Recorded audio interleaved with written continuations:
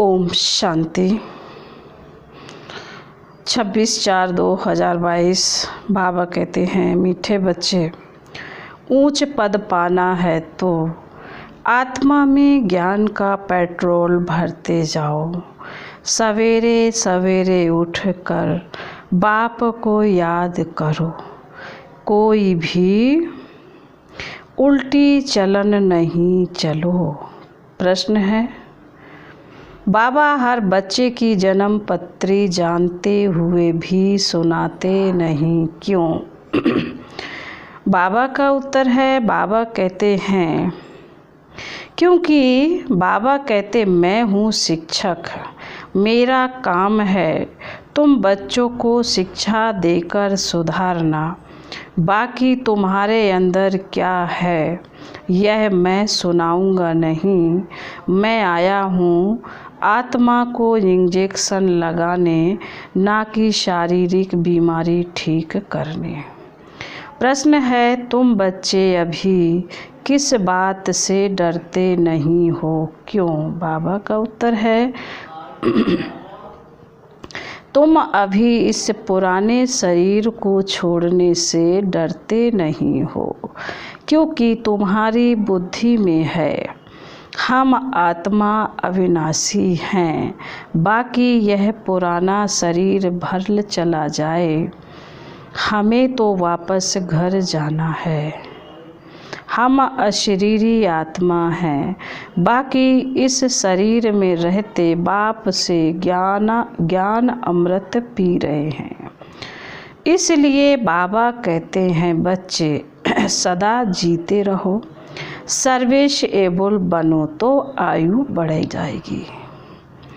बाबा ने कहा सदा सर्विसेबल रहो तो आयु बढ़ती जाएगी। गीत है, बचपन के दिन भुला न देना, आज हंसी कल रुला न देना। ओम शांति। बच्चों ने गीत सुना जिसको अब मम्मा बाबा कहते हैं, उनको भुलाना नहीं। गीत जिन्होंने बनाया है वह तो अर्थ को समझते नहीं। यह निश्चय ही नहीं है कि हम उस परमपिता परमात्मा की संतान हैं। उस परमपिता परमात्मा को पतितों को पावन बनाने के लिए आना पड़ता है। कितनी ऊंची सर्विस पर आते हैं, उनको कोई अभिमान नहीं। उनको कहा जाता है निरहंकारी। उनको निश्चय बुद्धि व देही अभिमानी होने की बात नहीं है। मनुष्य देह अभिमानी बनते हैं तो फिर देही अभिमानी बनने में कितनी मेहनत लगती है। बाबा कहते अपने को आत्मा समझो। मनुष्य तो कह देते हैं अपने को परमात्मा समझो। कितना फ़र्क है। एक तरफ याद करते हैं पतित पावन को, फिर कहते हैं सब में परमात्मा है। उनको जाकर समझाना है, बाबा देखो कहाँ से आया है तुम बच्चों को सुधारने के लिए। जिनको पक्का निश्चय है वह तो कहते हैं बरोबर आप हमारे माता पिता हो। हम आपकी श्रीमत पर चल श्रेष्ठ देवता बनने के लिए यहाँ आए हैं। परमात्मा तो सदैव पावन ही पावन है। उनको बुलाते हैं पतित दुनिया में आओ, तो ज़रूर पतित शरीर में ही उनको आना पड़ेगा। पतित दुनिया में तो पावन शरीर होता ही नहीं। तो बाप देखो कितना निरंकारी है। पतित शरीर में आना पड़ता है। हम अपने को संपूर्ण नहीं कहेंगे, अब बन रहे हैं। अब बेहद का बाप कहते हैं, बच्चे श्रीमत पर चलो।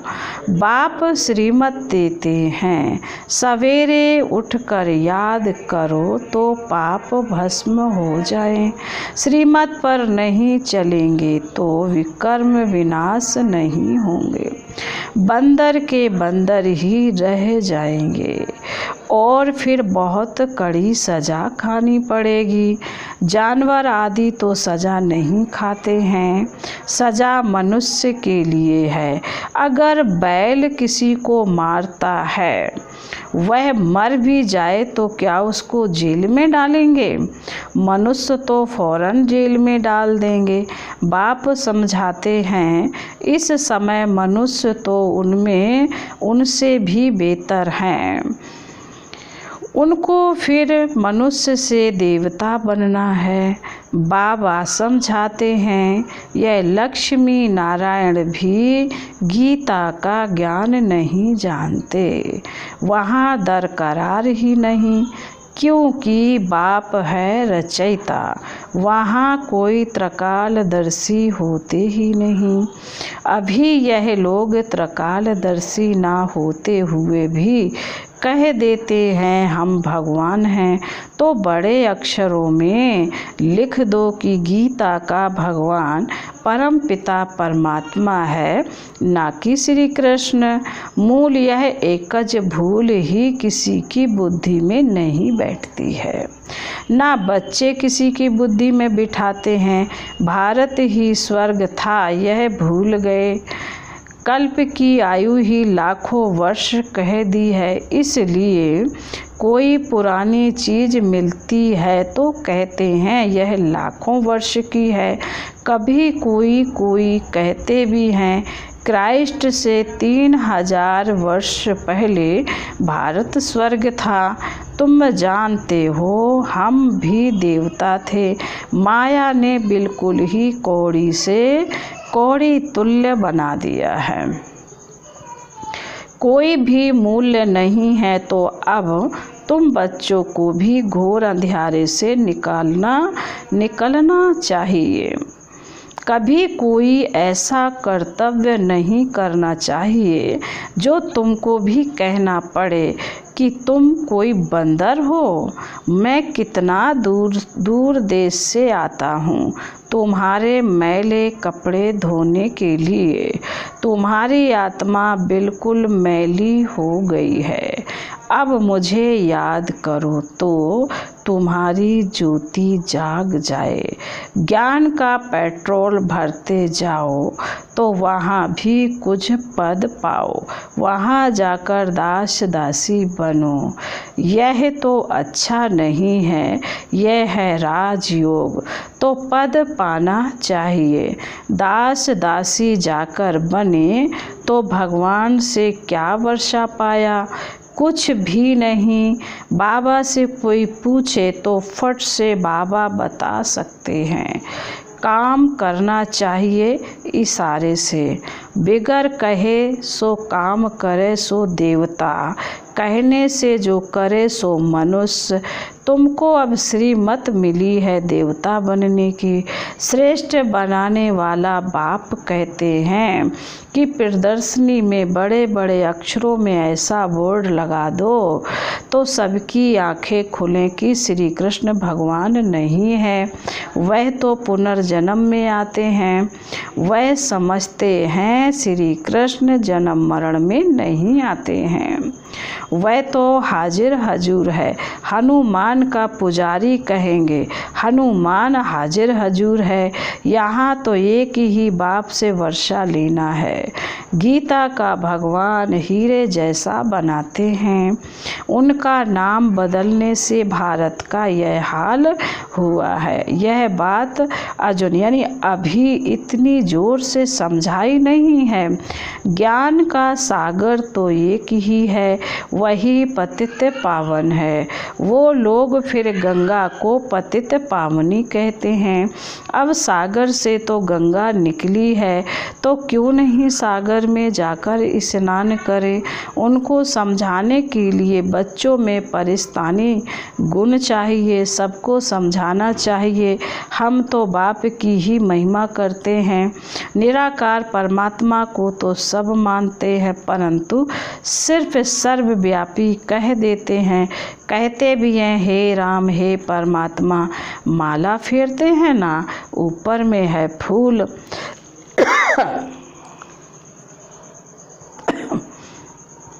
उसका भी अर्थ नहीं समझते हैं।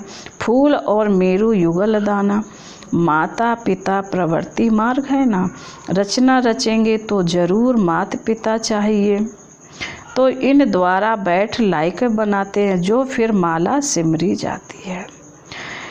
परमात्मा का आत्मा का क्या रूप है वह भी नहीं जानते हैं। तुमने नई बातें सुनी हैं। परमात्मा एक छोटी बिंदी है, वंडर है ना। इतनी छोटी बिंदी को कोई ज्ञान सागर मानेंगे? मनुष्य तो मानते हैं, परंतु वह तो मनुष्यों को मनुष्य द्वारा ही ज्ञान मिलता है, जिससे दुर्गति ही हो गई है। यहाँ तो भगवान खुद आकर ज्ञान से सद्गति करते हैं, अर्थात राजाओं का राजा बनाते हैं। तुम वंडर खाते हो। आत्मा छोटी सी बिंदी है, अति सूक्ष्म है, तो बाप भी ऐसा ही होगा ना। और है कितनी बड़ी अथॉरिटी, कैसे पतित दुनिया और पतित शरीर में आकर पढ़ाते हैं। लोग क्या जाने इन बातों को, वह तो उल्टे लटके हुए हैं। अब बाप फरमान करते हैं, जो मेरी मत पर चलेंगे वही स्वर्ग का मालिक बनेंगे। इसमें डरने की बात नहीं है। हम आत्मा अशरीरी हैं, अब वापस जाना है। मैं तो अविनाशी आत्मा हूँ, बाकी यह पुराना शरीर भल चला जाए। हाँ, बाबा ज्ञान अमृत पिलाते हैं, इसलिए भल जीते रहें। वह भी जो सर्विसेबल होंगे उनकी आयु बढ़ेगी। प्रदर्शनी में बहुत सर्विस होनी है, बहुत इम्प्रूवमेंट होगी। श्री कृष्ण की महिमा और परमात्मा की महिमा में बहुत फर्क है। बाप कहते हैं तुम स्वर्ग में पावन थे, अब पतित कैसे बने? जानना चाहिए ना। बाप आकर पत्थर बुद्धि को पारस बनाते हैं। ईश्वरीय संतान को कभी भी कोई मनसा वाचा कर्मणा दुख नहीं देना चाहिए। बाप कहते हैं दुख देंगे तो महान दुखी होकर मरेंगे। हमेशा सबको सुख देना चाहिए। घर में मेहमानों की बहुत अच्छी सेवा की जाती है। यह पुराना शरीर है, भोगना भोग, हिसाब किताब चुकतू करना है। इसमें डरना नहीं है, नहीं तो फिर सज़ा खानी पड़ेगी। बहुत मीठा बनना है। बाप कितना प्यार से समझाते हैं। कमाई में कभी उबासी व झुटका नहीं आना चाहिए।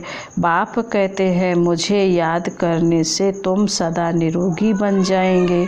तुमको स्वर्ग में ले चलने आया हूँ, तो कोई भी कुकर्म मत करो। संकल्प तो बहुत आएंगे, फलानी चीज़ उठाकर खा ले, इनको भाकी पहन ले में।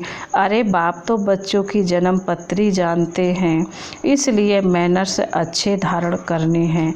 बाप कहते हैं मैं सभी की जन्म पत्री जानता हूँ, परंतु एक एक को बैठ सुनाऊंगा क्या कि तुम्हारे अंदर क्या है। मेरा काम है शिक्षा देना। मैं तो टीचर हूँ, ऐसे नहीं। बाबा तो जानते हैं हमारी दवाई आप ही भेज देंगे। बाबा कहेंगे बीमारी है तो डॉक्टर के पास जाओ। हाँ, सबसे अच्छी दवाई है योग। बाकी मैं कोई डॉक्टर थोड़े ही हूँ जो बैठ दवाई दूँगा। हाँ, कभी दे भी देता हूँ, ड्रामा में कुछ नूंद है तो। बाकी मैं तुम्हारी आत्मा को इंजेक्शन लगाने आया हूँ। ड्रामा में है तो कभी दवा भी देते हैं, बाकी ऐसे नहीं। बाबा समर्थ है, हमारी बीमारी को क्यों नहीं छुड़ा सकते। भगवान तो जो चाहे सो कर सकता है। नहीं, बाप तो आए ही है पतितों को पावन बनाने। फिर बाबा बोले अच्छा, मीठे मीठे शिकिल दे बच्चों प्रति माता पिता बाप दादा का याद प्यार और गुड मॉर्निंग। रूहानी बाप की रूहानी बच्चों को नमस्ते। हम रूहानी बच्चों की रूहानी माता पिता बाप दादा को याद प्यार गुड मॉर्निंग और नमस्ते। ओम शांति। धारणा के लिए बाबा ने कहा है, नंबर 1, मनसा वाचा कर्मणा, किसी को कभी दुख नहीं देना है। कर्म भोग से डरना नहीं है, खुशी खुशी से पुराना हिसाब किताब चुकता करना है। संकल्पों के बस हो कोई भी को कर्म नहीं करना है, अच्छे मैनर्स धारण करने हैं। देवता बनने के लिए हर बात इशारे से समझ करनी है, कहलवाना नहीं है। वरदान है बेहद के संपूर्ण अधिकारी के निश्चय और रूहानी नशे में रहने वाले सर्वश्रेष्ठ संपत्तिवान भव। वर्तमान समय आप बच्चे ऐसे श्रेष्ठ संपूर्ण अधिकारी बनते हो जो स्वयं अलमाइटी अथॉरिटी के ऊपर आपका अधिकार है। परमात्म अधिकारी बच्चे सर्व संबंधों का और सर्व संपत्ति का अधिकार प्राप्त कर लेते हैं। इस समय ही बाप द्वारा सर्वश्रेष्ठ संपत्ति भव का वरदान मिलता है। आपके पास सर्व गुणों की, सर्व शक्तियों की और श्रेष्ठ ज्ञान की अविनाशी संपत्ति है, इसलिए आप जैसे संपत्तिवान और कोई नहीं है। स्लोगन है सदा अलर्ट रहो तो अलबेलापन समाप्त हो जाएगा। मातेश्वरी जी के अनमोल महावाक्य। परमात्मा के बारे में अनेक मनुष्यों की मत का आखिरी फैसला। अभी तो यह सारी दुनिया जानती है कि परमात्मा एक है। उस ही परमात्मा को कोई शक्ति मानते हैं, कोई कुदरत कहते हैं, मतलब तो कोई न कोई रूप में ज़रूर मानते हैं। तो जिस वस्तु को मानते हैं वह अवश्य कोई वस्तु होगी, तब तो उनके नाम ऊपर नाम पड़े हैं। परंतु उस एक वस्तु के बारे में इस दुनिया में जितने भी मनुष्य हैं उतनी मतें हैं, परंतु चीज़ फिर भी एक ही है। उसमें मुख्य चार मतें सुनाते हैं। कोई कहता है ईश्वर सर्वत्र है, कोई कहता है ब्रह्म ही सर्वत्र है, कोई कहता है ईश्वर सत्यम माया मिथ्या, कोई कहता ईश्वर है ही नहीं, कुदरत ही कुदरत है। वो फिर ईश्वर को नहीं मानते। अब यह है इतनी मतें। वो तो समझते हैं जगत प्रकृति है, बाकी कुछ नहीं है। अब देखो, जगत को तो मानते हैं, परंतु जिस परमात्मा ने जगत रचा उस जगत के मालिक को नहीं मानते हैं। दुनिया में जितने अनेक मनुष्य हैं उन्हीं की इतनी मतें। आखिर भी इन सभी मतों का फैसला स्वयं परमात्मा आकर करता है। इस सारे जगत का निर्माण परमात्मा आकर करता है। अथवा जो सर्वोत्तम सर्वशक्तिवान होगा वही अपनी रचना का निर्णय विस्तार पूर्वक समझाएगा। वही हमें रचना का भी परिचय देते हैं और फिर अपनी रचना का भी परिचय देते हैं। अच्छा, ओम शांति।